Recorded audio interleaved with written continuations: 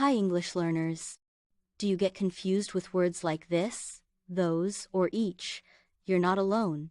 These little words are called determiners. They help us know which or how many things we're talking about. Let's break them down and clear up the confusion. This will be fun. Determiners are words we use before nouns to give more information. Let's start with this, that, these, those.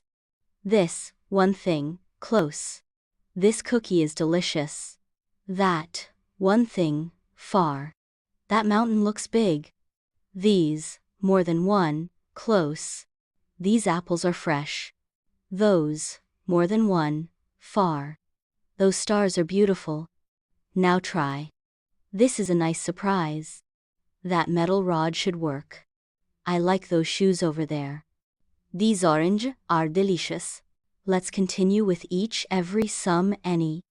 Each, one by one. Each student has a book.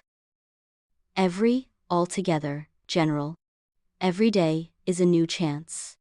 Some, an unknown amount, positive. I have some friends in Canada.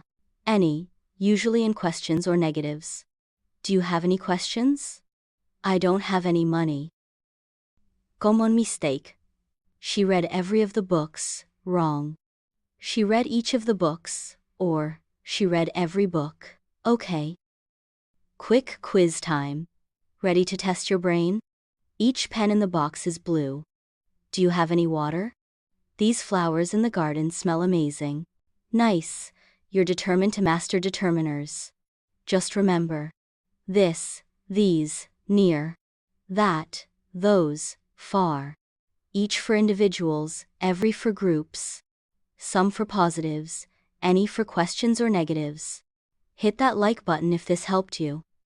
Leave a comment using each or those in a sentence, and don't forget to subscribe for more fun with My Favorite English Teacher. See you next time on My Favorite English Teacher.